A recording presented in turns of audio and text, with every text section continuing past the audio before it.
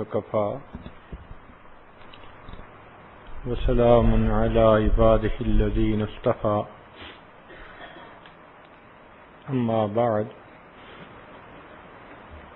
أعوذ بالله من الشيطان الرجيم بسم الله الرحمن الرحيم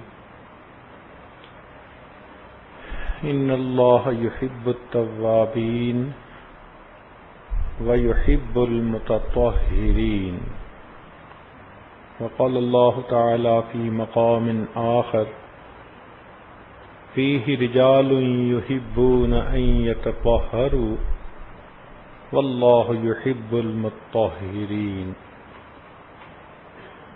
وقال رسول الله صلى الله عليه وسلم الطهور شطر الإيمان أو كما قال عليه الصلاة والسلام سبحان ربك رب العزة عما يصفون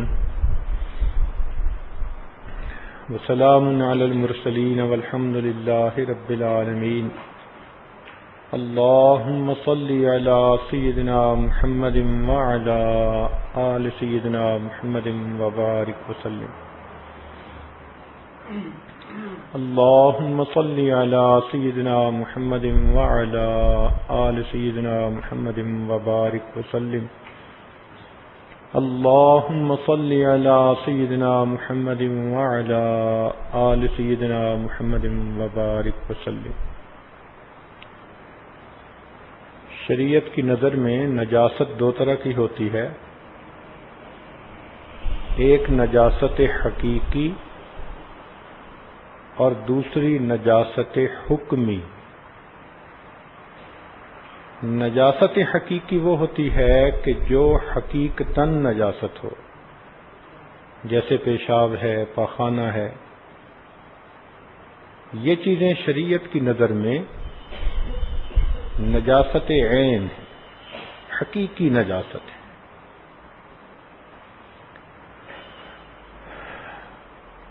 اور نجاست حکمی وہ ہوتی ہے کہ جو دیکھنے میں تو نجاست نظر نہ آئے لیکن حکم شریعت کی بنا پر وہ نجس ہے۔ مثال کے طور پر ایک آدمی پر غسل لازم ہے، فرض ہو گیا، اب ظاہرہ اس کے جسم پر کچھ بھی نظر نہیں آتا لیکن شریعت اس کو نجس کہے گی، نہ وہ مسجد میں داخل ہو سکتا ہے، نہ وہ قرآن پاک کو ہاتھ لگا سکتا ہے، نہ قرآن پاک پڑھ سکتا ہے،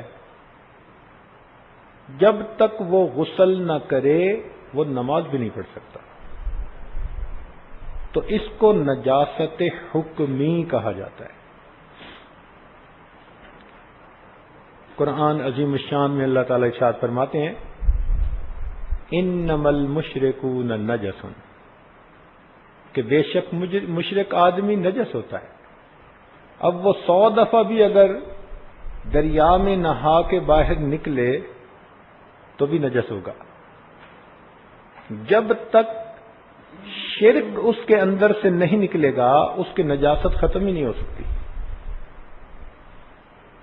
تو اس کو نجاست حکمی کہا جاتا ہے۔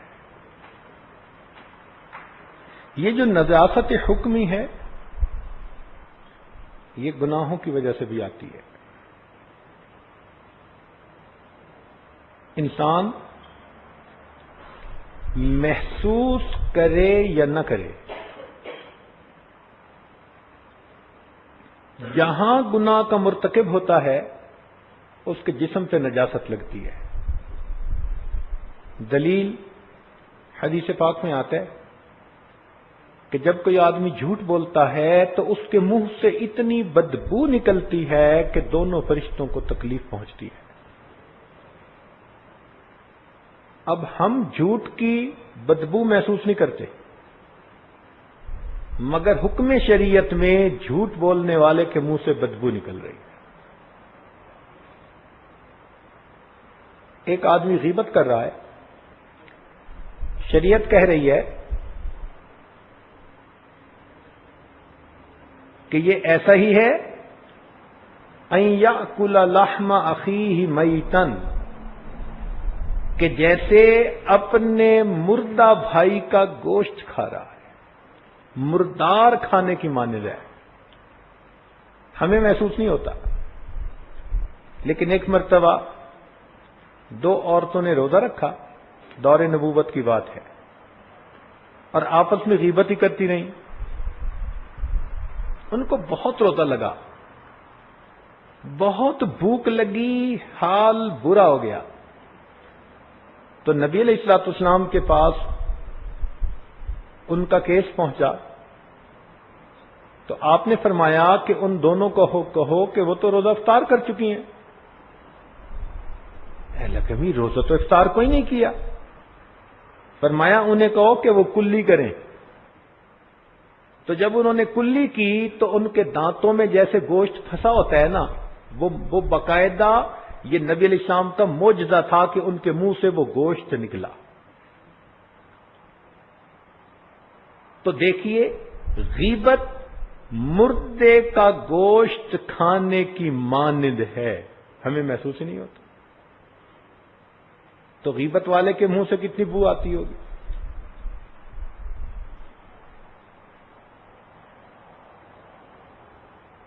اسی لیے موت کے وقت جب فرشتے آتے ہیں نا، تو حدیث پاک میں آتا ہے کہ وہ آنے والے بندے کے اعضاء کو سونگھتے ہیں۔ ہم نے دیکھنا ہو نا جی کہ کھانا خراب تو نہیں ہوا، تو عورتیں سالن کو سونگھتی ہیں، وہ سونگھنے سے ان کو پتہ چل جاتا ہے کہ اس میں بو ہے یا نہیں۔ تو موت کے فرشتے جو آتے ہیں وہ اس کے مختلف اعضاء کو سونگھتے ہیں۔ اگر ان اعضاء سے یہ بندہ گناہ کا مرتکب ہوتا تھا تو ان سے بو آئے گی، اور فرشتوں کو پتہ چل جاتا ہے کہ یہ مجرم ہے، اور اسی پر اس کی پٹائی شروع ہو جاتی ہے۔ باسطو ایدیہم، فرشتے اپنے ہاتھ اس کی طرف بڑھاتے ہیں اور اس کی روح کو ایسے نکالتے ہیں کہ جیسے کانٹے دار کوئی ٹہنی جسم میں ڈال کے نکالے تو بندے کو کتنی تکلیف ہوتی ہے، اس طرح اس کو روح کے نکلنے کی تکلیف ہوتی ہے۔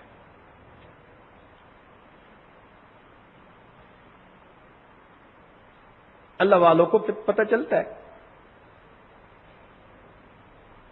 سیدنا عثمان غنی اللہ عنہ کے پاس ایک آدمی آیا، راستے میں اس کی نظر غیر محرم پر پڑ گئی تھی، تو آپ نے اس کی طرف دیکھتے ہی فرمایا ما بال قوم، لوگوں کو کیا ہو گیا کہ یہ بے محابہ ہماری محفلوں میں چلے آتے ہیں اور ان کی نگاہوں سے زنا ٹپکتا ہے۔ وہ شخص حیران ہو گیا اور کہنے لگا امیر المومنین، کیا وحی کا سلسلہ ابھی بھی جاری ہے؟ وہ تو توقع نہیں رکھتا تھا نا، اس کو تو سرپرائز ملا۔ امیر المومنین، کیا وحی کا سلسلہ ابھی بھی جاری ہے؟ فرمایا وحی نہیں، یہ فراست مومنانہ ہے۔ تو اللہ والوں کو وہ فراست مل جاتی ہے، وہ کشف ملتا ہے کہ وہ باقاعدہ ان گناہوں کی بو کو محسوس کر لیتے۔ مشہور واقعہ ہے، امام اعظم ابو حنیفہ رحمۃ اللہ علیہ ایک نوجوان کو دیکھا جو نہا رہا ہے، تو اس کے غسل کا پانی جو بہہ کے آ رہا تھا نا، اس کو دیکھ کے آپ کو پتہ چل گیا کہ یہ انسان زنا کا مرتکب ہوا ہے۔ چنانچہ تھوڑی دیر بعد جب وہ نوجوان آپ کے پاس آیا تو آپ نے اسے نصیحت کی، تو اس نے تسلیم کیا کہ میں واقعی اس گناہ کا مرتکب ہوا تھا۔ اس کے بعد امام اعظم نے فتویٰ دیا کہ مستعمل پانی سے وضو جائز نہیں ہوتا، کیونکہ استعمال کے بعد اس میں گناہوں کے اثرات ہوتے ہیں۔ جیسے کہتے ہیں نا جی کہ وضو سے جس عضو کا دھویا تو وہ گناہ دھل جاتے ہیں، تو وہ حقیقت میں باطنی طور پر ایک نجاست ہوتی ہے جو دھل جاتی ہے۔ تو آپ یوں سمجھیں کہ جسم کے جس عضو سے گناہ کا ارتکاب کیا جائے گا باطنی اعتبار سے وہ عضو ناپاک ہو جائے گا. اس کے بالمقابل اگر ہم اپنے اعضاء سے نیک اعمال کریں گے تو ہمارے اعضاء میں نیکی کا نور آئے گا. گناہوں سے بو پیدا ہوتی ہے، نیکی سے خوشبو پیدا ہوتی ہے. یہ بھی عجیب بات ہے. حدیث پاک میں آتا ہے کہ جب کوئی قاری قرآن مجید پڑھنا شروع کر دیتا ہے تو فرشتے اس کو سننے کے لیے نیچے اترتے ہیں. یہ بھی ایک عجیب بات ہے کہ فرشتوں کی جماعت میں سے فقط جبرائیل علیہ الصلوۃ والسلام کو قرآن مجید پڑھنے کی سعادت نصیب ہے.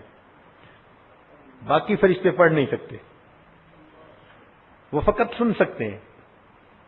تو جب یہ قرآن پڑھا جاتا ہے نا اور وہ سنتے ہیں تو جیسے کوئی پسندیدہ نعت پڑھ رہا ہو یا تلاوت ہو رہی ہو تو وہ اس کے قریب آنا شروع کر دیتے ہیں. اتنا وہ اس قاری سے محبت کرتے ہیں، حدیث پاک کے الفاظ کے قریب ہوتے ہوتے قاری کے منہ پر اپنا منہ رکھ دیتے ہیں. فرشتوں کو اتنا اچھا لگ رہا ہوتا ہے وہ قاری کا پڑھنا. یا دوسرے الفاظ میں یوں کہیے کہ فرشتے بھی قاری کے منہ کو بوسہ دیتے.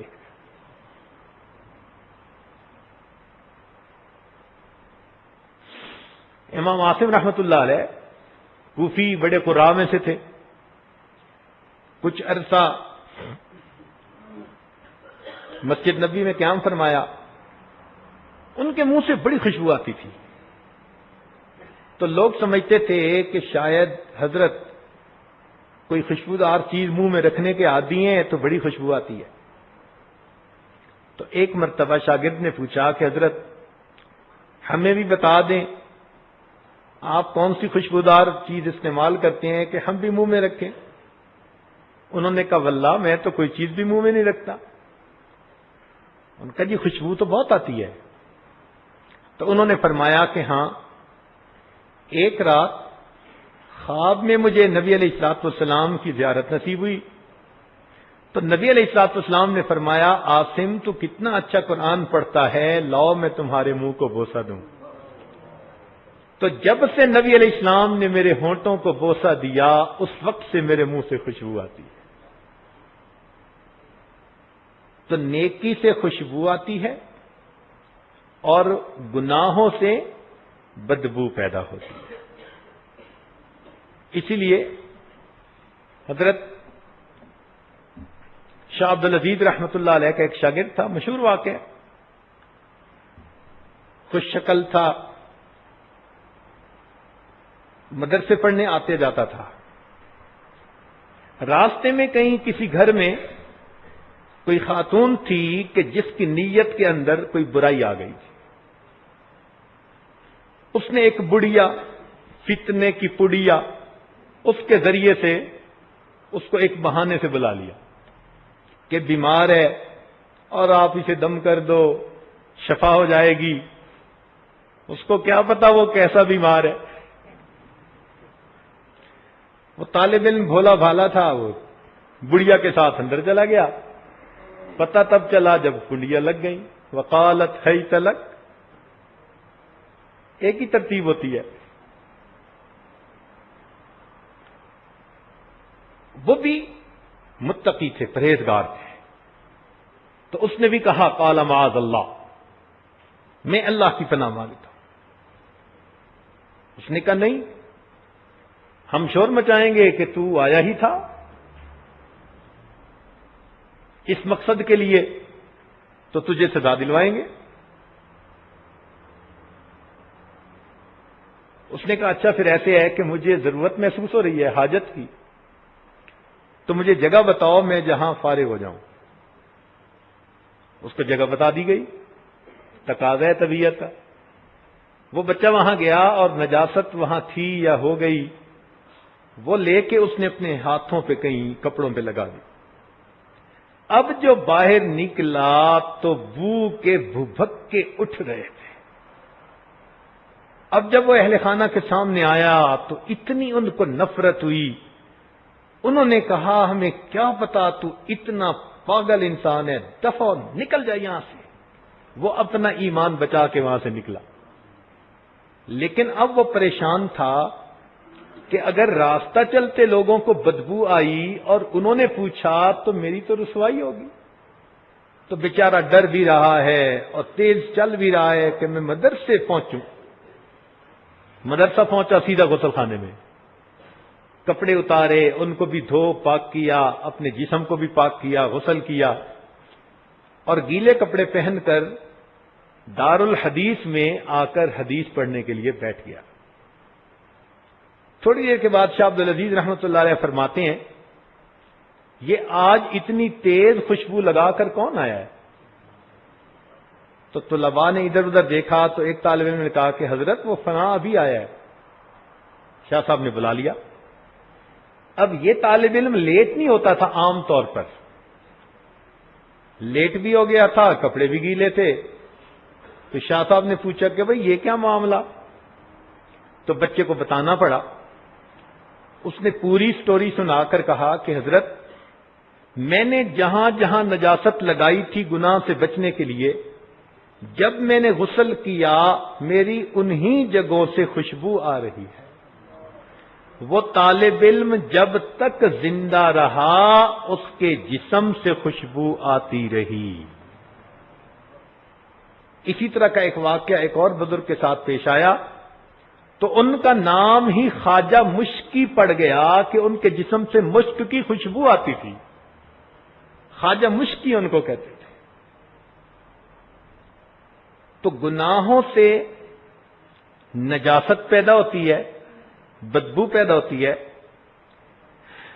اور نیکی کی وجہ سے خوشبو پیدا ہوتی ہے۔ اسی لیے نبی علیہ الصلوۃ والسلام کے جسم اطہر سے اتنی خوشبو آتی تھی کہ صحابہ کرام کہتے ہیں کہ کئی مرتبہ جس راستے سے گزر جاتے تھے خوشبو سے ہم پہچانتے تھے کہ اللہ کے محبوب صلی اللہ علیہ وسلم کا گزر ہوا ہے یہاں سے، ایسی خوشبو آتی تھی۔ نبی علیہ السلام ایک مرتبہ قیلولہ فرما رہے ہیں، آنکھ کھلی تو آپ نے دیکھا کہ چھوٹا سا بچہ انس جو ہے وہ کوئی شیشی لے کے تو کچھ آپ کے جو پشت مبارک تھی اس کے ساتھ لگا رہا ہے۔ کیا کر رہے ہو؟ امی نے کہا ہے۔ تو آپ نے ام سلیم سے پوچھا کہ ام سلیم یہ کیا کر رہا ہے؟ تو وہ کہنے لگیں کہ اللہ کے پیارے محبوب صلی اللہ علیہ وسلم جب آپ سو جاتے ہیں دوپہر کو تو گرمی ہوتی ہے تو جسم پہ پسینے کے قطرے ہوتے ہیں، تو ہم ان قطروں کو شیشی میں جمع کروا لیتی ہیں اور جب اس پسینہ مبارک کو خوشبو میں ملاتی ہیں تو خوشبو کی خوشبو میں اضافہ ہو جاتا ہے۔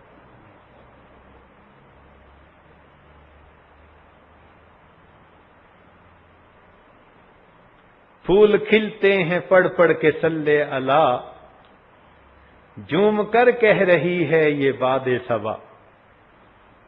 پھول کھلتے ہیں پڑھ پڑھ کے صلی علی، جھوم کر کہہ رہی ہے یہ باد صبا، ایسی خوشبو چمن کے گلوں میں کہاں جو نبی کے پسینے میں موجود ہے۔ ایسی خوشبو تھی۔ چنانچہ ایک نوجوان صحابی کی شادی نہیں ہوتی تھی تو نبی علیہ السلام نے ان کے جہیز کا بندوبست کر دیا جو ضرورت ہوتی ہے مرد کو، اور خوشبو کے لیے اپنے پسینے کے قطرے دے دیے۔ وہ لے گئے اور انہوں نے وہ پسینے کے قطرے اس دلہن کو لگوائے۔ اس گھر سے خوشبو آتی تھی، اس کا نام دار الطیبین، خوشبو والوں کا گھر اس کا نام پڑ گیا۔ لوگ ان کو یاد کرتے وہ خوشبو والوں کا گھر، اتنا گھر سے خوشبو آتی تھی۔ انس رضی اللہ عنہ فرماتے ہیں ما شممت مسکم ولا عنبرۃ، اللہ کی قسم میں نے مشک کو اور عنبر میں بھی کبھی وہ خوشبو نہیں سونگھی جو نبی علیہ السلام کے مبارک پسینے میں مجھے آتی تھی۔ اور یہی کیفیت سیدنا صدیق اکبر رضی اللہ عنہ کی بھی تھی۔ چنانچہ عمر رضی اللہ عنہ کی روایت ہے فرماتے ہیں کان ریح ابی بکر اطیب من ریح المسک، ابو بکر کے جسم کی مہک مشک کی خوشبو سے بھی زیادہ پیاری اور مزیدار ہوا کرتی تھی۔ تو جو لوگ گناہوں سے پاک زندگی گزارتے ہیں، نیکی کی وجہ سے ایک وقت آتا ہے کہ ان کے جسموں میں خوشبو آ جاتی ہے، اور جو گناہوں کی زندگی گزارتے ہیں تو آپ دیکھیں گے ان کے پاس بھی بیٹھ کے تو آپ کو ایک عجیب بدبو محسوس ہوگی۔ یہ گناہوں کی بدبو ہوتی ہے جس کو اللہ والے پہچانتے ہیں۔ یہ تو طے شدہ بات ہے کہ ہر انسان کے جسم کی مہک ہوتی ہے۔ ہمارا بینڈ جو ہے نا مہک سونگنے کا، وہ ذرا چھوٹا ہے، اور جانوروں کا ذرا وائڈ ہوتا ہے، تو اس لیے جانور جلدی اندازہ لگا لیتے ہیں۔ اب یہ لوگ چور کو جو پکڑتے ہیں کیسے پکڑتے ہیں؟ تفتیش والے کتے آتے ہیں اور کتے کو اس جگہ پر کھڑا کر دیا جاتا ہے جہاں واردات ہوئی، تو کتا اس کی مہک سونگ لیتا ہے اور اس کی مہک کی بنا پر وہ بھاگنا شروع کر دیتا ہے۔ 12 میل دور جا کر کتے نے چور کو پکڑا ہے۔ ہمیں تو محسوس نہیں ہوتا کہ ہوا میں کوئی مہک ہے، کتا محسوس کرتا ہے۔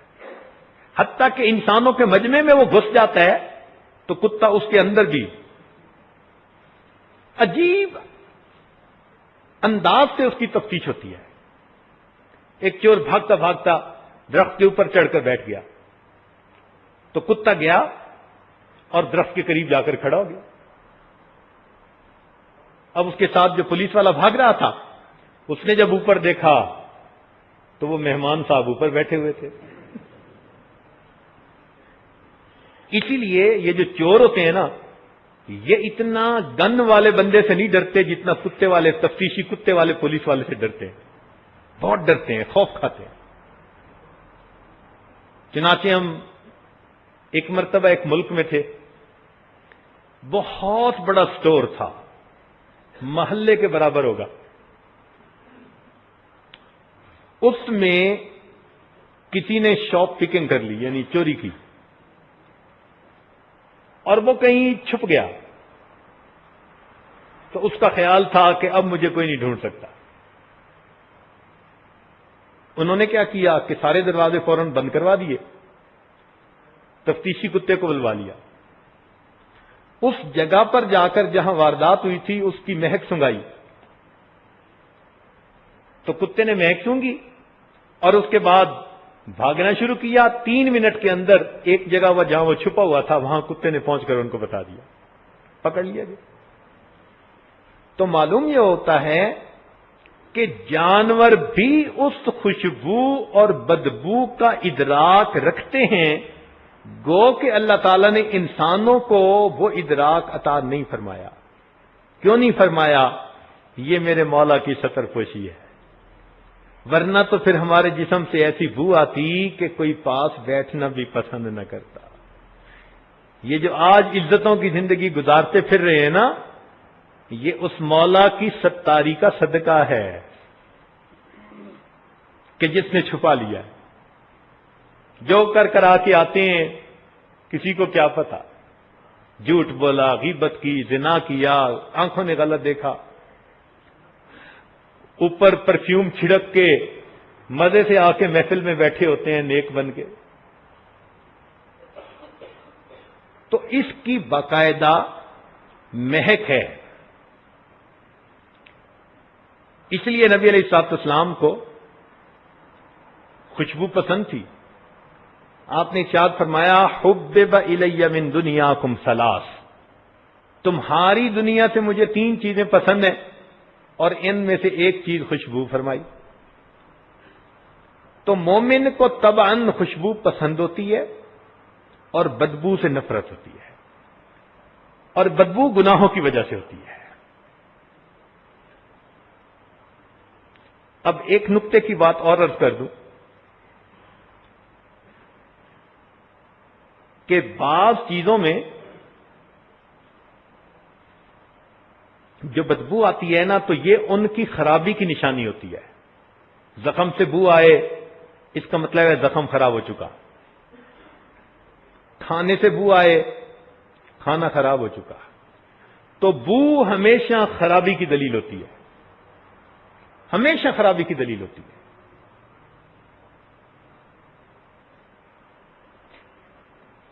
یہ جو گناہوں کے اثرات ہیں نا یہ زندگی میں انسان کے جسم میں بو پیدا کرتے ہیں اور مرنے کے بعد انسان کے جسم کے گلنے اور سڑنے کے پروسیس کو تیز کر دیتے ہیں.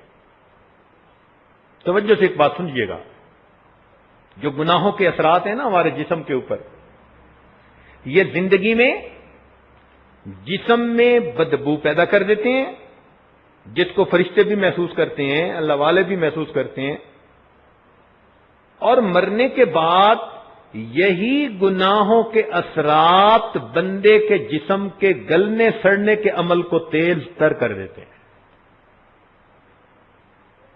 اس لیے کئی بندے مرتے ہیں نا تو فوراً ہی بو آنی شروع ہو جاتی ہے. لوگ کہتے ہیں جی جلدی نہ لاؤ, جلدی دفن کرو اس کو. وہ اصل میں گناہوں کی بو ہوتی ہے, ان کے اندر فرمنٹیشن شروع ہو جاتی ہے. اس کو ایک مثال سے سمجھیں.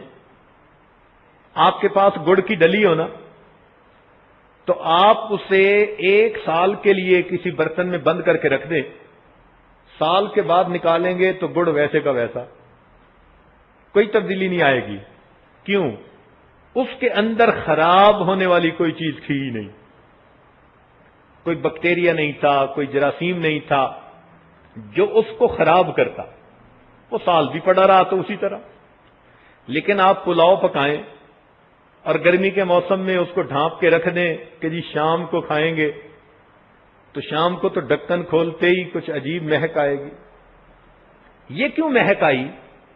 اس لیے کہ پلاؤ کے اندر وہ بیکٹیریا تھا, وہ جراثیم تھے جو خاص بند کر کے رکھنے کی حالت میں اس کو خراب کر دیتے تھے. انہوں نے اس کو خراب کر دیا. تو اسی طرح سمجھ لیں کہ یہ گناہ وہ بیکٹیریا ہے جو ہمارے جسم کو فرمنٹیشن کرتا ہے, گلاتا ہے, سڑاتا ہے. وہ لوگ جو گناہوں سے پاک ہو کر دنیا سے جاتے ہیں, ان کی لاش اگر قبر میں ساری عمر بھی پڑی رہے, سینکڑوں سال بھی پڑی رہے, تو ان کی لاش کو کچھ نہیں ہوتا. اس لیے شہداء کی لاشوں کو نہیں کچھ ہوتا. ان کا پہلا قطرہ زمین پہ گرتے اللہ کے ہاں سب گناہ معاف ہو جاتے ہیں.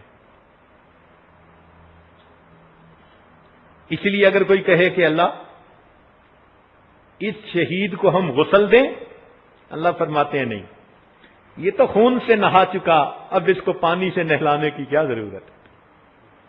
اسی طرح اس کو جو ہے نا میرے سامنے پیش کر دو. چنانچہ احادیث میں آتا ہے کہ احد کے میدان میں جو شہداء کو دفن کیا گیا تھا وہاں ایک برساتی نالا بہتا تھا. تو بہتے بہتے اتنا قریب آ گیا کہ صحابہ کرام کے جو پاؤں مبارک تھے وہ نظر آنے لگے.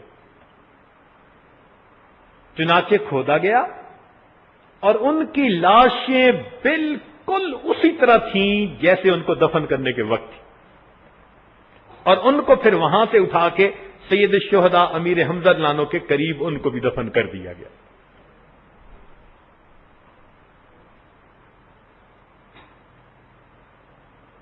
ایک 100 سال سے کم کی بات ہے کہ دریائے فرات کے کنارے بھی کچھ صحابہ مدفون تھے.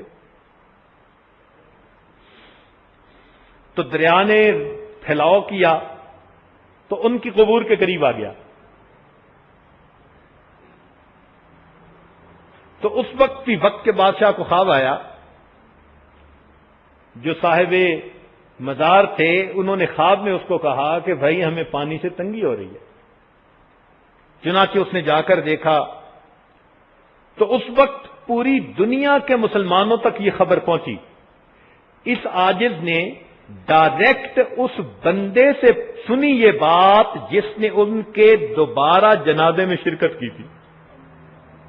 ان کو نکالا گیا تو لوگ کہنے لگے جی کہ ہم نے جنازہ پڑھنا ہے. شرن تھا یا نہیں تھا، لوگوں کا اپنا جوش جذبہ ہوتا ہے، تو عوام نے پھر جنازہ پڑھ کے پھر دفنا دیا. اس میں وہ شریک تھا. اور یہ وہ بندہ تھا جس نے زندگی میں 53 حج کیے اور جس کی تمنا تھی کہ مجھے مدینہ میں موت آئے.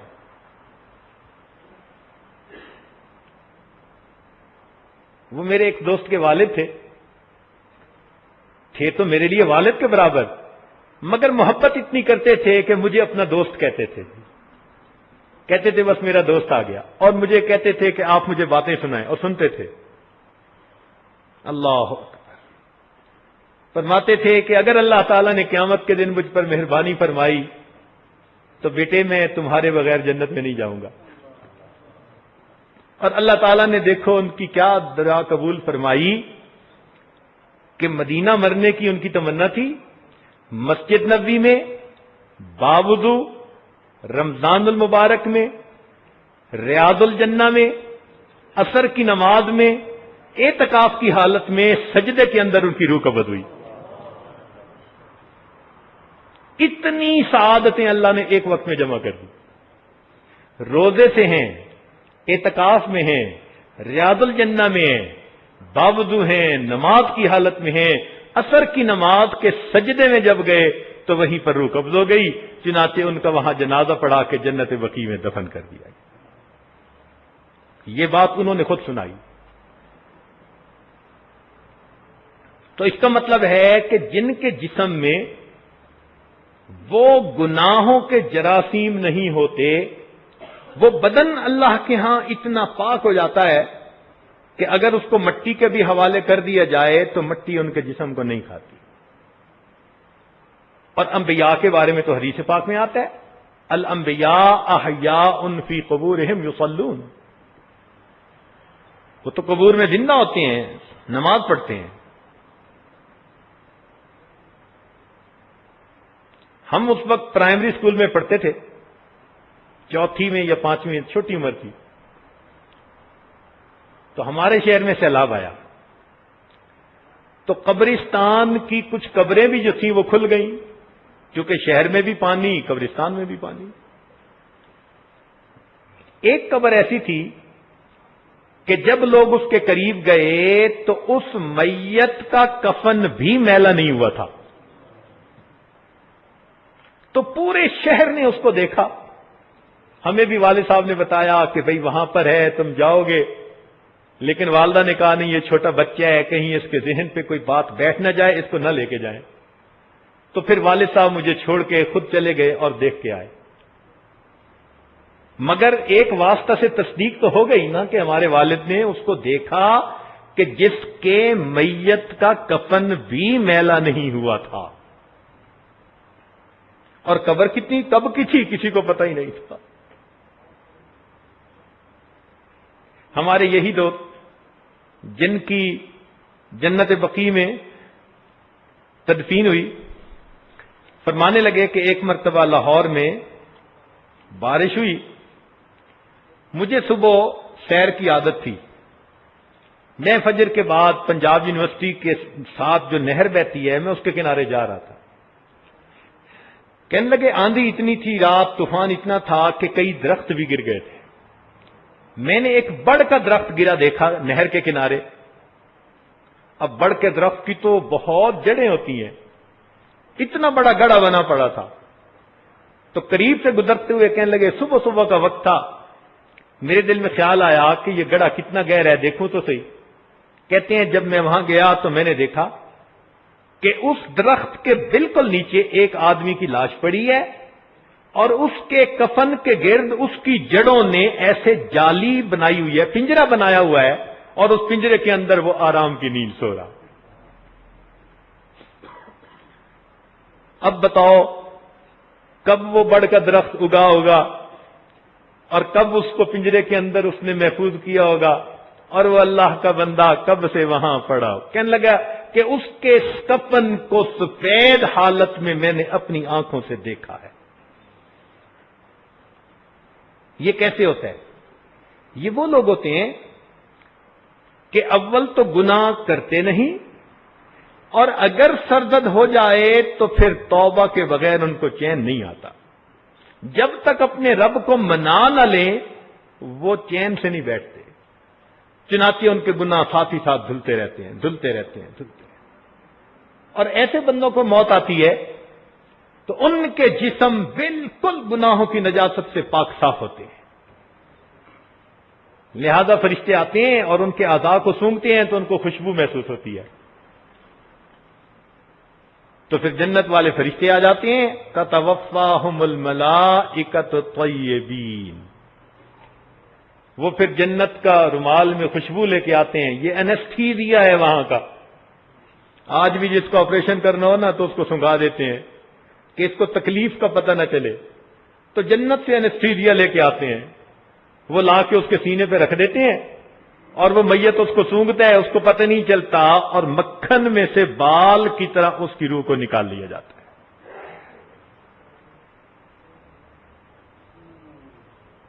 یہ کون لوگ ہوتے ہیں؟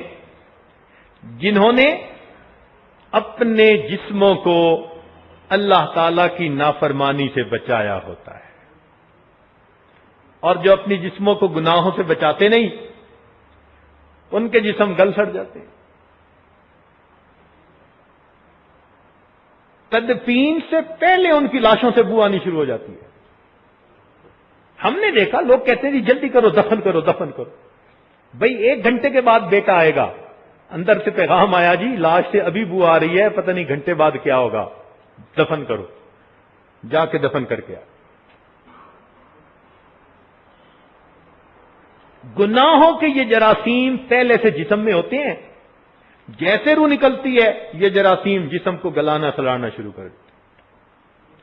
چنانچہ ایک واقعہ کتابوں میں لکھا ہے کہ ایک مرتبہ سیدنا عمر بن عبدالعزیز رحمت اللہ علیہ کسی جنازے کے ساتھ جا رہے تھے. اچانک ایک قبر کے قریب کھڑے ہو کر رونا شروع کر دیا. لوگوں نے کہا کہ حضرت آپ تو جنازے کے ولی تھے، آپ پیچھے کھڑے ہو گئے. فرمایا ہاں قبر نے مجھ سے گفتگو کی. کیا گفتگو کی؟ کہنے لگے قبر نے گفتگو کی کہ عمر بن عبدالعزیز مجھ سے یہ کیوں نہیں پوچھتے کہ جب کوئی میت میرے اندر آتا ہے میں اس کے ساتھ کیا سلوک کرتی ہوں. تو کہنے لگے کہ میں نے اس سے کہا کہ ہاں مجھے بتاؤ کیا کرتی ہو.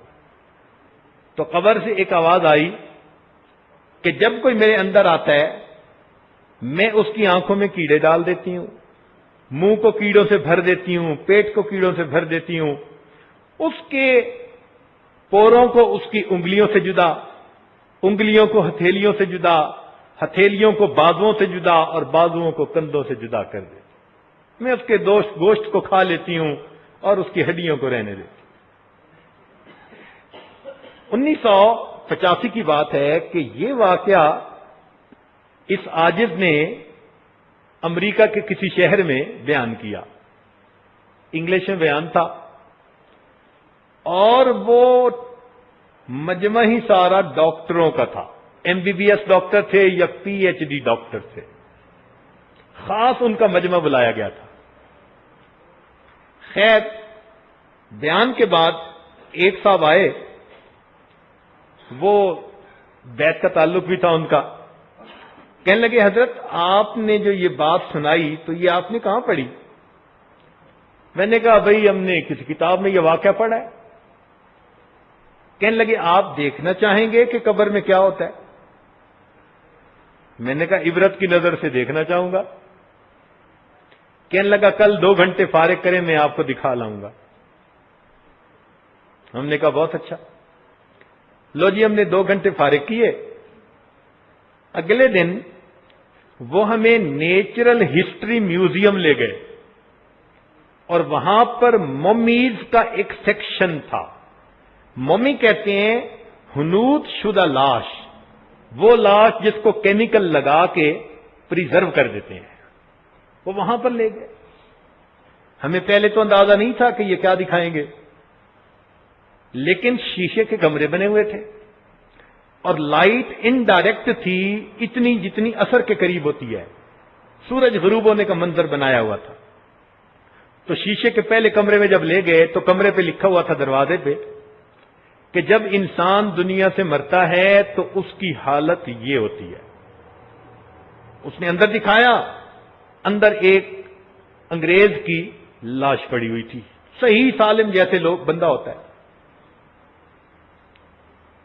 خیر ہم نے ایک نظر ڈالی، کیونکہ اس پر کوئی کپڑا نہیں تھا، صاف جسم نظر آ رہا تھا. باہر نکل آئے، کہنے لگا حضرت اب اگلے میں آئے. اگلے دروازے پر لکھا ہوا تھا کہ یہ آدمی مرا اور اسے قبر میں اتنے دن دفن رکھا گیا، اتنے دنوں کے بعد قبر کھولی گئی اور جس حالت میں اس کو پایا ہم نے کیمیکل چھڑک کر عین اسی حالت میں پریزرو کر دیا. اوپر دن بھی لکھے ہوئے تھے، پتہ نہیں 8 دن 10 دن جو بھی تھا. دروازہ کھول کے اندر گئے. ہم نے کیا دیکھا کہ باقی سارا جسم ٹھیک. سب سے پہلی تبدیلی جو بندے کے جسم میں آتی ہے، اس کی آنکھوں کے دونوں ڈیلے بنٹے نکل کے اس کے رخساروں پر پڑے ہوئے تھے. سب سے پہلی تبدیلی یہ آتی ہے. اور اس کی آنکھوں کے وہ جو ڈیلے تھے ان کے ساتھ کیڑے چمٹے ہوئے تھے چاروں طرف. اے انسان، جو ہوس بھری نگاہیں تو غیروں پہ ڈالتا پھرتا ہے، سب سے پہلے اللہ تیرے جسم کی آنکھوں کو ہی کیڑوں کی غذا بنائیں گے. سب سے پہلے تیری آنکھوں کو کیڑے کھائیں. ہم تو دیکھ کے اتنا حیران ہوئے کہ کوئی حد نہیں. آنکھوں سے آنسو ہمارے. وہ کہنے لگا حضرت آگے چلے. اگلے کمرے میں گئے. لکھا ہوا تھا یہ بندہ فوت ہوا، اس کو اتنے دن قبر میں رکھا، کچھ زیادہ دن، اور جب نکالا تو اس کی یہ حالت تھی. جب اندر جا کے دیکھا تو اس کا باقی جسم سلامت، آنکھوں کے ڈیلے جو تھے وہ کیڑوں نے کھا لیے تھے اور آنکھوں کے اندر سوراخ سے بنے ہوئے تھے، گڑے سے. دوسری چیز کیا دیکھی کہ اس کے منہ میں کیڑے بھرے تھے جو اس کے ہونٹوں کو کھا رہے تھے. یہ ہونٹوں پہ کیڑے چمٹے ہوئے تھے، جیسے چاول ہونٹوں پہ رکھ دیں بالکل اسی طرح کیڑے صاف نظر آ رہے تھے چمٹے ہوئے، اور انہوں نے کیمیکل لگا کے رکھا ہوا تھا. جس زبان سے محبتوں کے دعوے کرتا پھرتا ہے، جھوٹی محبتیں، تیرے بغیر میں رہ نہیں سکتا، تو میری زندگی ہے، تو میرا دین ایمان ہے. یہ نفسانی شیطانی شہوانی محبتیں جو بول زبان سے نکلتے ہیں نا غیر کے لیے، تو دوسرا اللہ تعالیٰ ان ہونٹوں کو، اس زبان کو کیڑوں کی غذا بنائے. 2 گھنٹے تیری سیل فون کی کالیں چلتی رہتی تھی، ہر گھنٹے کے بعد تجھے رنگ آتی تھی.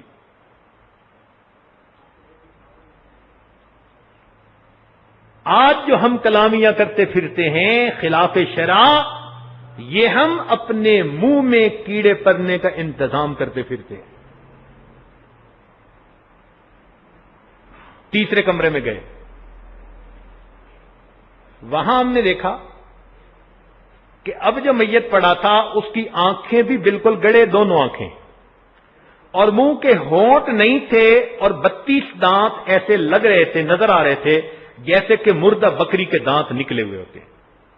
یوں دانت نکلے ہوئے تھے، ہونٹ کیڑوں نے کھا لیے تھے. اور تیسری بات یہ دیکھی ہم نے، اب اس کے پیٹ کے اندر بھی پیالہ بن گیا تھا پورا پیٹ، اور وہ بالکل کیڑوں سے بھرا، جیسے پیالہ چاولوں سے بھرا ہوتا ہے، ہو بہو ہم نے اس کے پیٹ کے پیالے کو کیڑوں کے چاولوں سے بھرا دیکھا. جس پیٹ میں حرام غذا جاتی ہے یہ کیڑوں کی غذا بن رہا ہے. بس اسی طرح آگے وہ کیڑے پھیلتے چلے گئے، حتیٰ کہ ایک وقت آیا کہ گوشت کا نام و نشان ختم ہو گیا. پھر اس سے آگے جا کے دیکھا تو آخری کے اندر ہم نے پورے جو تھے وہ انگلیوں سے جدا دیکھے، انگلیاں ہتھیلی سے جدا دیکھی، ہتھیلی بازو سے جدا، بازو جسم سے جدا، سب ہڈیاں الگ الگ پڑی. پھر اس کے بعد آخری ایک وہ تھا، اس میں انہوں نے لکھا کہ اتنے سال کے بعد قبر کھولی، اس کے اندر ریڑھ کی ہڈی کا اتنا سا حصہ پڑا تھا، باقی ہڈیوں کو بھی کیڑوں نے کھا لیا تھا۔ آج جس جسم کو حرام سے پال رہے ہیں، جس جسم کو ہم گناہوں کے مزے دے رہے ہیں، ہم اس جسم کو کیڑوں کے لیے تیار کر رہے ہیں۔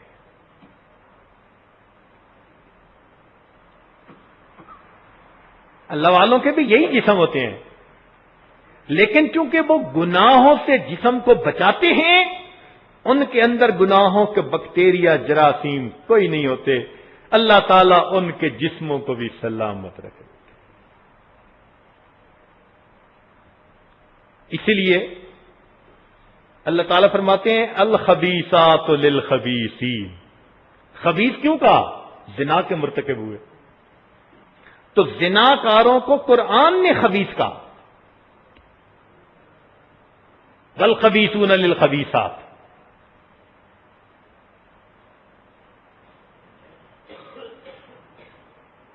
اس لیے حدیث پاک میں آتے ہیں، ذمہ داری سے کہہ رہا ہوں کہ زناکار آدمی کو جب جہنم میں ڈالا جائے گا تو وقفے وقفے سے اس کے جسم سے ایسی بدبو نکلے گی کہ جہنمی بھی اس کے قرب سے اللہ کی پناہ مانگیں گے۔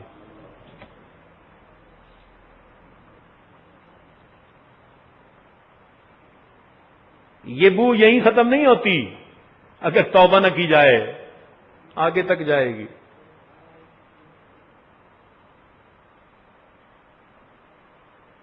آج محفل میں اگر کسی کے جسم سے ری خارج ہو بدبودار تو لوگ کتنا برا مناتے ہیں، نفرت سے اس کو دیکھتے ہیں، کہتے ہیں نکل جاؤ یہاں سے۔ تو ہمارے جسموں سے جو گناہوں کی بو آتی ہے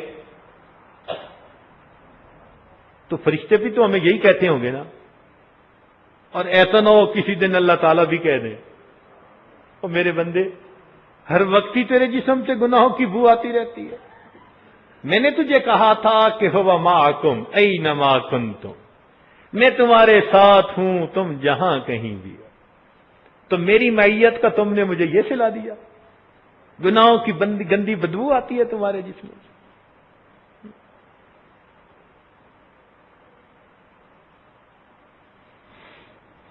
چنانچہ ایک دستور کی بات ہے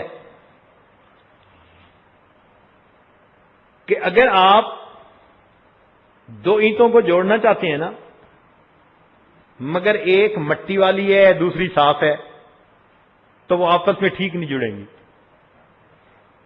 اس کا تجربہ ہمیں اس طرح ہوا کہ ہم ایک مرتبہ حضرت خواجہ فضل علی قریشی رحمۃ اللہ علیہ کی خانقاہ پر حاضر ہوئے، 4 مہینے وہاں قیام کرنا تھا ہم نے۔ تو مدرسے کے طلباء ایک جگہ دیوار تھی، اس کو اونچا کرنا چاہتے تھے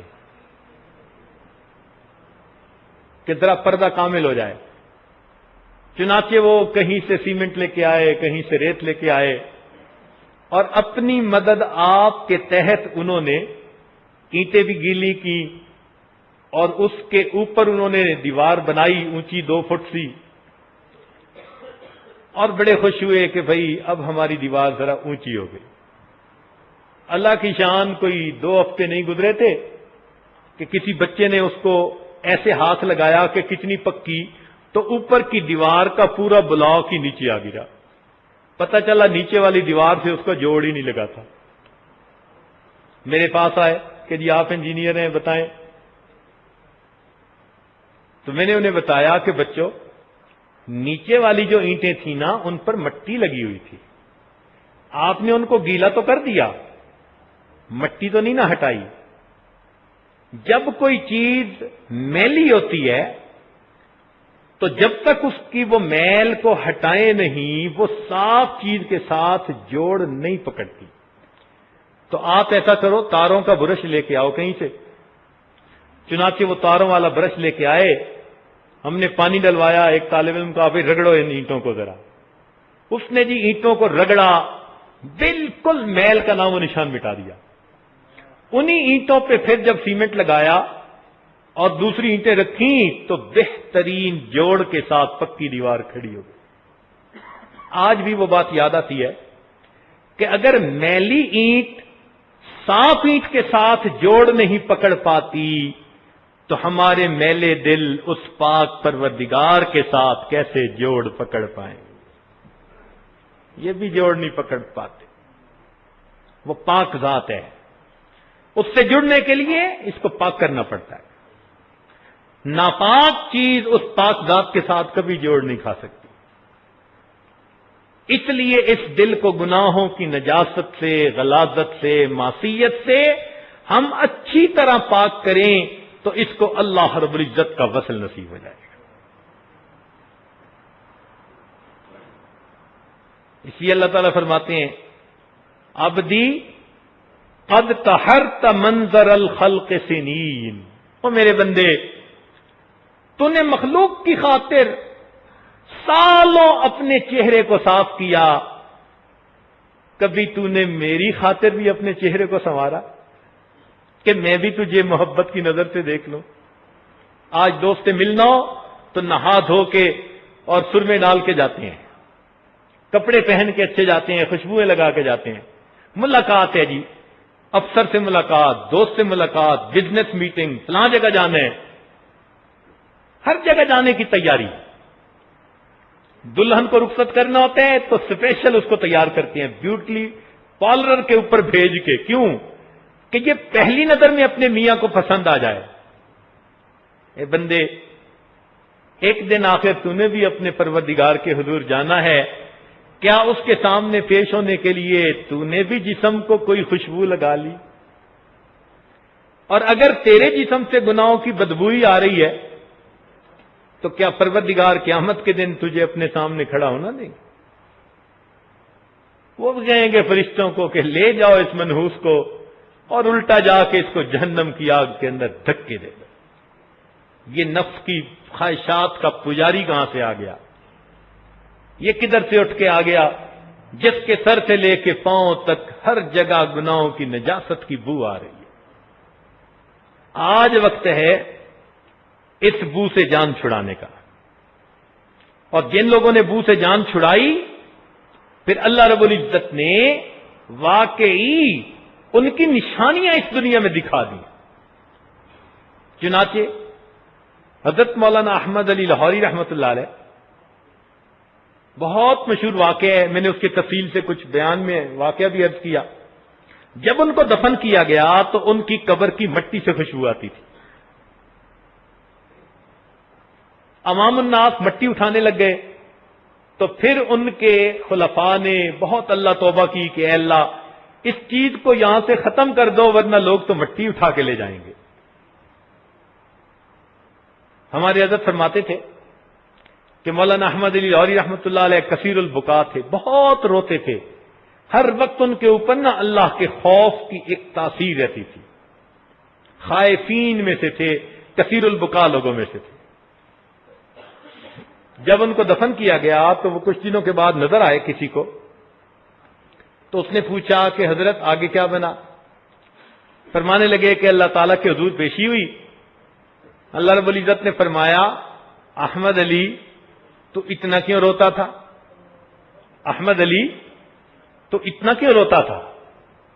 تو کہنے لگے کہ میں تو اور ڈر گیا، اس لیے کہ میں نے پڑھا تھا من نوقش فی الحساب فقد عذب، جس سے ایک دفعہ تفتیش ہونی شروع ہو گئی اس کو عذاب ہو جائے گا، وہ نہیں بچ سکتا۔ تو جب مجھ سے تفتیش کے لیے پوچھا کہ اتنا کیوں روتا تھا تو میں اور گھبرا گیا۔ اللہ رب العزت کی رحمت جوش میں آئی، فرمایا تو اب پگ جو ہے نا وہ گھبرا رہا ہے، آج تو تیری خوشی کا دن ہے، ہم تجھ سے اتنا خوش ہیں ہم نے تیری بھی مغفرت کر دی، جس قبرستان میں تمہیں دفن کیا ہم نے قبرستان کے سب گناہگاروں کی بھی بخشش کروا دی۔ یہ وہ خوش نصیب لوگ ہوتے ہیں جو تقوی و طہارت کی زندگی گزارتے ہیں اور جن کے جسموں سے خوشبوئیں آتی ہیں مرنے کے بعد، اور اللہ کے ہاں وہ قرب پا لیتے ہیں۔ اور یہی چیز امام بخاری رحمۃ اللہ علیہ کے ساتھ بھی ہے۔ ان کی قبر سے بھی خوشبو آتی تھی، بہت معروف بات ہے، بلکہ وہ تو آتی ہوگی۔ اس عاجز کو جب کچھ علماء کے ساتھ جانے کی توفیق نصیب ہوئی تو ہم ایک مرتبہ رات کو گئے، ہمیں سفر کرنا تھا، ہمارے ساتھ ایک حافظ الحدیث تھے، تو وہ کہنے لگے جی کہ میں تہجد کے وقت امام بخاری رحمۃ اللہ علیہ کے پاس جا کے میں حدیث سناؤں گا۔ اللہ اکبر! تو ہم سب نے کہا جی بہت اچھا، اللہ کی شان، ہم تہجد کے وقت وہاں گئے، ایسی خوشبو زندگی میں کبھی سونگی نہیں۔ ہم نے مفتی اعظم سمرقند سے کہا، ہم نے کہا کسی طالب علم نے، کسی نے خوشبو سونگی؟ وہ کہنے لگا واللہ کسی کو کچھ چھڑکنے کی یہاں اجازت نہیں ہے۔ ہم نے کہا کیا؟ وہ کہنے لگا مجھے کہ آپ تو حضرت ابھی آئے ہیں، میری زندگی یہاں گزر گئی، میں جب بھی تہجد میں آتا ہوں روزانہ یہ خوشبو جنت کی یہاں سونگتا۔ ہم نے خوشبو سونگی وہ، اور پھر وہاں پر انہوں نے پہلی حدیث سنائی غار حرا والی، بالسند المتصل منی الی الامام الہمہ۔ اللہ، اتنا عجیب وہ منظر تھا اور سارے علماء رو رہے تھے۔ اللہ اکبر! تو جو لوگ اس دنیا میں تقوی بھری زندگی گزارتے ہیں ان کی قبور سے بھی خوشبو آیا کرتی ہے۔ کچھ لوگ ہوتے ہیں نا جو ہر بات نہیں مانتے، وہ کہتے ہیں ہم نہیں کسی کی مانتے۔ تو ایک صاحب مجھے کہنے لگے کہ جی یہ کیا کہ قبر سے خوشبو آتی ہے، یہ کیسے آ سکتی؟ میں نے کہا یہ آپ کو سمجھ نہیں آئے گی، ہمیں سمجھ آتی ہے۔ کہنے لگا آپ کو سمجھ کیسے آتی ہے؟ میں نے کہا کہ جمال ہم نشیں در من اثر کرد مگر نہ من ہما خاکم کے ہنس۔ مولانا روم رحمۃ اللہ نے لکھی ہے نا حکایت کہ ایک روز میں حمام میں گیا تو مجھے ایک مٹی میں سے پھولوں کی خوشبو آئی۔ بدو گفتہ تو مشکی یا امیری کہ ادبوئے دلاوے دے تو مستم۔ میں نے پوچھا مٹی تو مشک ہے یا امبر ہے؟ تیری خوشبو سے تو میرا دل مست ہوا جاتا ہے۔ بدو گفتم تو مشکی یا امیری کہ ادبوئے دلاوے دے تو مستم، بگفتہ من گلے ناچید بودم ولیکن مدتے با گل نشستم۔ میں ناچید مٹی تھی مگر ایک عرصہ مجھے پھول کی صحبت نصیب ہو گئی، جمال ہم نشی در من اثر کر۔ وہ ہم نشی کے جمال نے میرے اندر اثر کر دیا تھا، ان کے سینے میں احادیث کا نور تھا، قرآن کا نور تھا، اس نور نے ان کے جسم میں خوشبو کو مہکا دیا تھا۔ ہم بھی قرآن اور حدیث کا یہ نور سینے میں لے کے دیکھیں نا، ہم تو 5 آیتیں پڑھ کے باہر نکلتے ہیں اور ادھر ادھر کے ٹھپے دیکھ کے سارے نور پہ مٹی پانی پھیر دیتے ہیں۔ مردار کھانے والا ایک پرندہ ہوتا ہے، اس کو گدھ کہتے ہیں۔ وہ گدھ کو کیا پتا کہ پھول کی خوشبو کیا ہوتی ہے؟ پھول کی خوشبو اگر پوچھنی ہے تو ذرا بلبل سے پوچھو جس کی زندگی باغوں میں گزرتی ہے۔ تو بھائی یہ دنیا ہی اور ہے، جو گناہوں سے بچ کر پاکیزہ زندگی گزارتے ہیں پھر اللہ رب العزت ان کو یہ نعمتیں عطا فرما دیتے ہیں۔ اسی لیے جہاں ذکر ہوتا ہے اللہ رب العزت کی رحمتیں آتی ہیں، محافل ذکر کو جنت کے باغوں سے تشبیہ دی گئی۔ اذا مررتم بریاض الجنت فارتعوا، نبی علیہ السلام نے فرمایا جنت کے باغوں کے قریب سے گزرو تو چر لیا کرو۔ تو یہ جنت کے باغ ہیں، اس لیے کہ یہاں بھی نیک اعمال، اللہ کی یاد، اس کی وجہ سے رحمتیں ہوتی ہیں اور روحانی طور پر خوشبوئیں ہوتی ہیں ایسی محفلوں میں، اور جہاں گناہ ہوتی ہیں اس جگہ پر بدبوئیں ہوتی ہیں۔ آج میرے دوستو آنکھیں ناپاک ہیں بدنظری کی وجہ سے، دل ناپاک ہیں کسی کی مورتی سجے ہونے کی وجہ سے، پیٹ ناپاک ہیں حرام غذاؤں کے کھانے کی وجہ سے، اور اعضاء ناپاک ہیں زنا کے ارتکاب کی وجہ سے۔ اس لیے پھر آج ہمیں وہ کیفیتیں سمجھ میں نہیں آتی۔ پڑھتے ہیں قرآن، دل پہ کوئی اثر نہیں ہوتا، نماز پڑھتے ہیں، دل ہلتا ہی نہیں۔ ایسے جیسے پتہ نہیں اس میں جان بھی ہے یا نہیں ہے، یہ کیسے ہی لے؟ اس کو تو گناہوں نے بوجھل بنا دیا، گناہوں کی ظلمت میں دبا پڑا ہے یہ ظلمت ہٹے گی تو یہ پھر دل بھی کچھ ہلتا نظر آئے گا نا۔ تو اس لیے آج کی اس محفل میں اپنی زندگی کے سب گناہوں سے سچی توبہ کر لیجئے۔ یہ رمضان مبارک کی آج آخری رات ہے میرے دوستو۔ سچی بات تو یہ ہے، اگر گناہوں میں بو ہوا کرتی تو شاید ہمارے پاس کوئی بندہ بیٹھنا پسند ہی نہ کرتا، ہم محفل میں بیٹھنے کے قابل ہی نہ ہوتے۔ یہ تو اللہ تعالیٰ کی ستاری ہے کہ اس پروردگار نے اس کو ڈھانپ لیا ہے، چھپا لیا ہے، اور ہم مسجدوں میں آنے کے اور مل بیٹھنے کے قابل بن گئے۔ اس لیے آج ہم اپنے گناہوں کی سچی معافی مانگیں، ورنہ تو ہمارے جسم اگر کوئی روحانی نظر رکھنے والا بندہ ہو تو اس کو تو ہمارے پاس بیٹھ کے ہی گناہوں کی بو محسوس ہو جائے۔ ایک گندگی کا ڈھیر ہوتا ہے نا، اس کے اوپر کوئی مردہ بکری پڑی ہوئی ہو تو پاس گزرتے ہی جو ہے نا وہ بو آتی ہے، گزرنا مشکل ہوتا ہے۔ مجھے لگتا ہے کہ ہماری حالت گناہوں کی وجہ سے ایسی ہوتی ہوگی کہ اللہ والوں کے لیے تو پاس بیٹھنا مشکل ہوتا ہوگا۔ کتنا صبر ہوتا ہے ان لوگوں میں کہ یہ پھر بھی برداشت کرتے ہیں، سب کچھ پھر بھی سب کچھ برداشت کر جاتے ہیں۔ زندگی کیسے گزر رہی ہے؟ جیسے نجاست کا کیڑا ہوتا ہے نا، کہ نجاست اوپر بھی نیچے بھی نجاست کے اندر ہوتا ہے، ہم بھی اسی طرح پورا جسم گناہوں کی وجہ سے نجس بنا ہوا ہے اور نجاست کے ماحول میں ہر وقت اندر ہوتے ہیں، گندگی کے کیڑے بن کر زندگی گزار رہے ہیں۔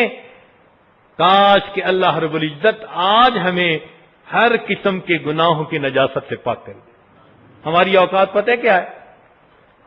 ایک بزرگ جا رہے تھے تو نجاست تھی تو کھڑے ہو گئے، تو مرید بڑے حیران کہ یہ کوئی کھڑے ہونے کی جگہ تو نہیں تھی، اتنی سخت بو آ رہی تھی اور وہ وہیں کھڑے ہو گئے۔ تو انہوں نے پوچھا کہ حضرت یہاں خیر سے کھڑے ہیں؟ کہنے لگے ہاں میں گزر رہا تھا تو نجاست نے مجھ سے ایک بات کہی، یعنی اللہ تعالیٰ ان کو ایک آواز کوئی سنوا دیتے ہیں، ادراک محسوس ہوتا ہے۔ وہ کہنے لگے کیا گفتگو کی؟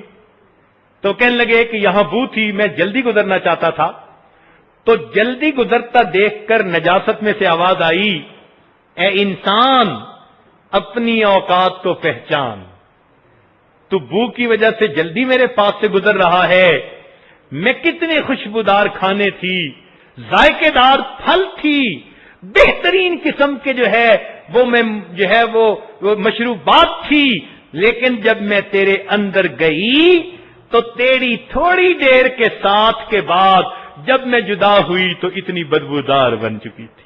ذرا اپنی اوقات کو پہچان لے کہ کتنی خوشبودار چیزوں کو تو کیا بنا دیتا ہے۔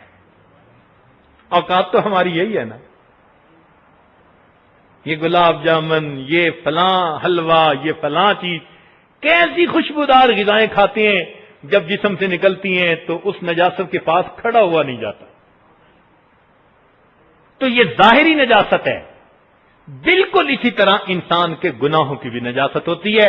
لہذا رمضان مبارک کی ان آخری گھڑیوں میں آج اللہ تعالیٰ کے سامنے یہ عہد کر لیجئے، رب کریم ہر چھوٹے بڑے گناہ سے آج سچی توبہ کرتے ہیں، اپنے گناہوں کا اقرار کرتے ہوئے، اپنے آپ کو مجرم سمجھتے ہوئے، میرے مولا آپ سے کچھ نہیں چھپا ہوا، آپ کے سامنے درنگی نہیں چل سکتی، آپ کو کوئی فریب نہیں دے سکتا، آپ سینوں میں ابھرنے والے جذبات کو بھی دیکھتے ہیں۔ اے اللہ حال ہمارا برا ہے، ہم آپ کے گھر میں آئے ہیں، اللہ اب اس گھر سے پاک ہو کے جانا چاہتے ہیں۔ کہتے ہیں وہ لوگ، کچھ لوگ بیت الخلاء میں جاتے ہیں، پاک ہو کے باہر نکلتے ہیں، اور کچھ بیت اللہ میں آتے ہیں اور ناپاک ہو کے باہر جاتے ہیں۔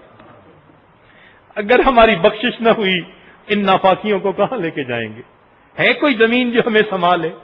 اس لیے اس وقت کو زندگی کا غنیمت وقت سمجھتے ہوئے دل کی گہرائیوں سے زندگی کے ہر چھوٹے بڑے گناہ سے سچی توبہ کر لیجئے، اور اگر گناہوں کی کچھ عادتیں ہیں ان کو چھوڑنے کے عہد کر لیجئے، تاکہ اللہ رب العزت آج کی اس محفل میں ہمارے جسموں کو پاک کر دے۔ یاد رکھیے، جیسے ظاہری نجاست، حقیقی نجاست پانی سے دھل جاتی ہے، یہ حکمی نجاست جو گناہوں کی ہوتی ہے نا، یہ آنکھ سے نکلنے والے ندامت کے 2 آنسوؤں سے دھل جایا کرتی ہے، یہ دھل جاتی ہے۔ نبی اللہ تعالیٰ نے ابراہیم علیہ السلام کو فرمایا تھا، میرے ابراہیم اپنے دل کو کبھی کبھی دھو لیا کر۔ تو پوچھا، اے اللہ پانی تو وہاں پہنچتا نہیں، میں دل کو کیسے دھوؤں؟ فرمایا، میرے خلیل یہ دل باہر کے پانی سے نہیں دھلتے، یہ ندامت کے نکلنے والے آنسوؤں کے پانی سے دھلا کرتے۔ تو آج ہم بھی اللہ تعالیٰ کے حضور اپنے دلوں کو دھلوائیں تاکہ ہم پاک ہو کر ایک نئی ایمانی اسلامی قرآنی زندگی بسر کرنے کے لیے واپس اپنے گھروں کو جائیں۔ اللہ تعالیٰ ہماری یہاں کی حاضری قبول فرمائے۔ وآخر دعوانا ان الحمد للہ رب العالمین۔ مراقبہ کر لیجئے، آنکھوں کو بند کر لیجئے، سر کو جھکا لیجئے۔ دنیا اور جو کچھ دنیا میں ہے اس سے ہٹ کٹ کے اللہ رب العزت کی یاد میں ڈوب جائیے۔ جو یاد مصطفیٰ سے دل کو بہلایا نہیں کرتے، حقیقت میں وہ لطف زندگی پایا نہیں کرتے، زباں پر شکوہ رنج و الم لایا نہیں کرتے، نبی کے نام لیوا غم سے گھبرایا نہیں کرتے، یہ دربار محمد صلی اللہ علیہ وسلم، یہ دربار محمد ہے، یہاں اپنوں کا کیا کہنا، یہاں سے ہاتھ خالی غیر بھی جایا نہیں کرتے، یہ دربار محمد ہے، یہاں ملتا ہے بن مانگے، ارے ناداں یہاں دامن کو پھیلایا نہیں کرتے، ارے او نا سمجھ قربان ہو جا ان کی عزت پر، یہ لمحے زندگی میں بار بار آیا نہیں کرتے،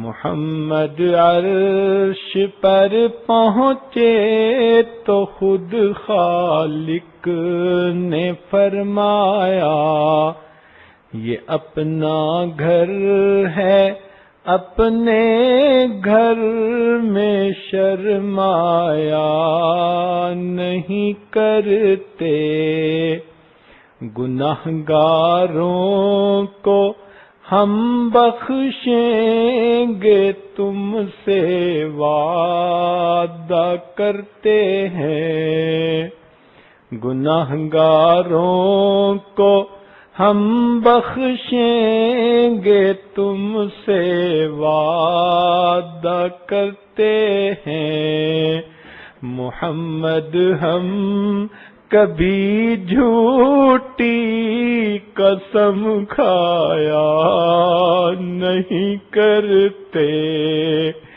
گناہگاروں کو ہم بخشیں گے تم سے وعدہ کرتے ہیں، محمد ہم کبھی جھوٹی قسم کھایا نہیں کرتے، گنہگاروں کو ہم بخشیں گے تم سے وعدہ کرتے ہیں، محمد ہم کبھی جھوٹی قسم کھایا نہیں کرتے، جو یاد مصطفیٰ سے دل کو بہلایا نہیں کرتے،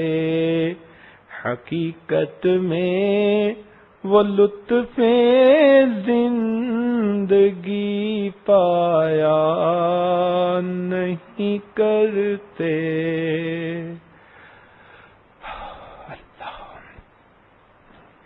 لا الہ الا اللہ محمد الرسول اللہ۔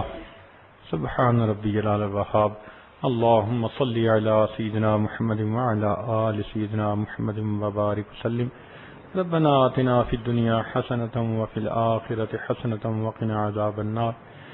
اے مالک، ہم آپ کے عاجز مسکین بندے ہیں، ہمارے گناہوں کو معاف فرما، ہماری خطاؤں سے درگزر فرما، ہمارے عیبوں کی پردہ پوشی فرما۔ میرے مولا، ہمارے روزوں کو قبول فرما، تراویح کو قبول فرما، اعتکاف کو قبول فرما۔ اے اللہ، اس مہینے کی تھوڑی گھڑیاں باقی رہ گئی، اللہ ہمارے گناہوں کی بخشش فرما۔ اے اللہ، آپ کے محبوب صلی اللہ علیہ وسلم نے فرمایا کہ پہلی رمضان سے لے کر آخر تک جتنے جہنمی بری ہوتے ہیں، آخری رات میں اتنے جہنمی اور بری کیے جاتے ہیں۔ میرے مولا، یہ آخری چانس آپ نے ہمیں دے دیا ہے، اے میرے مولا آج ہماری بخشش کر دیجئے۔ اے اللہ آج بخشش فرما دیجئے، اے اللہ آج بخشش فرما دیجئے، میرے مولا آج بخشش فرما دیجئے۔ اے اللہ ہم گندے ہیں، ہمیں دھو دیجئے۔ اے اللہ ناپاک جسم ہے، گناہوں کی وجہ سے ان کو دھو دیجئے۔ اے اللہ آج ہمیں پاک فرما دیجئے، اے اللہ آج ہمیں پاک فرما دیجئے، گناہوں کے اثرات مٹا دیجئے۔ میرے مولا رحمت کا معاملہ فرما دیجئے۔ اے اللہ آپ کے پاک گھر میں بیٹھے ہیں اور آپ کی خدمت میں اے اللہ یہ عرض کرتے ہیں، مہربانی فرما کر اے اللہ آج رحمت کی نظر ڈال دیجئے، ہمارے من کو دھو دیجئے، اللہ ہمارے اندر کو صاف کر دیجئے۔ اے اللہ گناہوں کی کشش ہمارے اندر سے ختم کر دیجئے۔ اے اللہ گناہوں کی نفرت دلوں میں بٹھا دیجئے۔ اللہ ہمیں طاعات کی عزت عطا فرما اور ہمیں معصیت کی ذلت سے محفوظ فرما۔ میرے مولا رحمت کا معاملہ فرما۔ اے اللہ ہم چاہیں نہ چاہیں پیشانی کے بالوں سے پکڑ کر ہمیں نیکی کے رستے پر چلنے کی توفیق عطا فرما۔ اے اللہ اگر بتقاضا بشریت ہمارے ہاتھ گناہ کے لیے اٹھنا چاہیں تو اٹھے ہاتھوں کو واپس فرما، قدم اٹھنا چاہیں اٹھے قدموں کو واپس فرما۔ اللہ ہم گناہ کرنا بھی چاہیں، گناہ اور ہمارے درمیان اللہ فاصل اے اللہ ایک دیوار پیدا فرما اور ہمیں گناہوں کی قدرت بھی نہ عطا فرما۔ رب کریم رحمت کا معاملہ فرما۔ اے اللہ ہم عاجز آ چکے ہیں، اس نفس کمینے نے ہمیں برباد کر دیا۔ اے اللہ ہم بار بار توبہ کرتے ہیں، پھر بار بار یہ تڑوا دیتا ہے۔ اللہ اس کی خباثت ختم کر دیجئے، آج اس کو نفس مطمئنہ بنا دیجئے۔ اے اللہ آپ کے ایک پیارے نے یہ فرمایا تھا، وَمَا أُبَرِّئُ نَفْسِي إِنَّ النَّفْسَ لَأَمَّارَةٌ بِالسُّوءِ إِلَّا مَا رَحِمَ رَبِّي۔ اللہ اگر ان سچوں نے یہ کہا تھا الا ما رحم ربی کہ جس پر رب کا رحم ہو وہ بچتا ہے، ورنہ نفس کی مکاری سے نہیں بچ سکتا۔ اے اللہ آپ ہمیں بچا لیجئے، اے اللہ ہمیں پاک فرما دیجئے، اے اللہ گناہوں کی نجاست سے بچا لیجئے، اے اللہ رحمت کا معاملہ فرمائیے۔ اے اللہ ہمیں دنیا میں بھی پاکیزہ زندگی کی توفیق عطا فرمائیے اور قبر میں بھی اللہ ہمیں پاک ہو کے جانے کی توفیق فرمائیے۔ اللہ ہم کیڑوں کی غذا نہیں بننا چاہتے، اے اللہ ہم کیڑوں کی غذا نہیں بننا چاہتے. اے اللہ جب آپ نے اس دنیا میں ہماری گناہوں کی نجاست پہ پردے ڈال دیے ہیں تو اللہ ہمارے گناہوں پہ بھی پردے ڈال دیجئے اور ان کو بخش دیجئے, ان کو نیکیوں میں تبدیل فرما دیجئے, رحمت کا معاملہ فرمائیے. اے اللہ اس شہر میں جتنے مسلمان مرد عورتیں ہیں سب کی مغفرت فرما دیجئے. رب کریم ہماری ان دعاؤں کو قبول فرمائیے. اے اللہ اس محفل میں جتنے بھی لوگ بیٹھے ہیں سب کے اٹھے ہاتھوں کو قبول فرمائیے. اے مولا آپ جانتے ہیں ان سب لوگوں میں سب سے زیادہ ناکارہ میں ہی ہوں. میرے مولا میں ہی سب سے زیادہ بوجھ سر پہ اٹھائے پھرتا ہوں اور میرے پاس کوئی عمل نہیں جو آپ کی خدمت میں پیش کر سکوں. اللہ میری حالت بہت پتلی ہے, قیامت کے دن کا فقیر نہ بنا دینا. اللہ اپنے مشائخ کے سامنے رسوا نہ کر دینا. اے اللہ یہ سب لوگ کتنے اچھے ہیں, حسن ظن دے کے دل میں آئے ہیں کہ ہم نیک بندے کے پاس جا رہے ہیں. اللہ ان کی تو حسن ظن کی وجہ سے مغفرت کر دیجئے اور ان کی برکت سے اللہ اس عاجز کی بھی مغفرت فرما دیجئے. اللہ اس کی بھی مغفرت فرما دیجئے. اللہ اس عاجز کی بھی مغفرت فرما دیجئے. اے مولا آج کی رات جہنم سے ہمیں بری فرما دیجئے. میرے مولا جہنم سے بری فرما دیجئے. میرے مولا ہم پر رحمت کی نظر فرمائیے. اے اللہ ہمیں آج جہنم سے بری فرما دیجئے. اپنی پسندیدہ جگہ جنت عطا فرما دیجئے. اے اللہ ہمیں اپنے پیارے محبوب کی سنتوں سے سجا دیجئے اور ہمارے من کو اپنی معرفت سے منور فرما دیجئے. اے اللہ آپ کی محبت کے بغیر زندگی کا کوئی مزہ نہیں. اللہ تیرے بنا بھی کیا جینا. اے مولا عمر گزرتی جا رہی ہے, ہمیں ایمان حقیقی کی حلاوت کب نصیب ہوگی. اللہ ہمیں سجدے کا سرور کب نصیب ہوگا. میرے مولا رحمت فرما دیجئے. آج اٹھے ہاتھوں کو قبول کر لیجئے. ہمیں اے اللہ خشوع والی نمازیں عطا فرما دیجئے. اے اللہ ہمیں وہ مقام عطا فرما دیجئے جس کو مقام احسان کہا گیا ہے, انت اعبد اللہ کا انک ترا. رب کریم ہمیں ایسی عبادت کی توفیق عطا فرما دیجئے. اے اللہ ہماری ان دعاؤں کو اپنی رحمت سے قبول فرمائیے. جتنے دوستوں نے اپنے بچوں کے لیے, اہل خانہ کے لیے, عزیز اقارب کے لیے, دوست احباب کے لیے دعاؤں کے لیے کہا, اللہ سب کی نیک مرادیں پوری فرما لیجئے. بیماروں کو شفا عطا فرما دیجئے. پوری دنیا میں جہاں بھی مسلمان پریشان ہے اللہ سب کی پریشانیاں دور فرما دیجئے. رب کریم جہاں بھی دین کا کام ہو رہا ہے, جس شعبے میں بھی ہو رہا ہے, اللہ دین کے ہر کام کو قبول فرما لیجئے. آپس میں دلوں میں الفتیں محبتیں پیدا فرما دیجئے. اللہ ہمیں ایک بنائیے اور نیک بنا دیجئے. اے اللہ آج ان محفلوں کے لیے جن احباب نے دام درہم سخن قدمے حصہ لیا, جو بھی وقت لگایا, یہ نیند اپنی قربان کی, آرام قربان کیا, پیسہ لگایا, جو بھی قربانی دی, اللہ ان کے بدلے سب کو ان کی امیدوں سے بڑھ کر اجر عطا فرما دیجئے.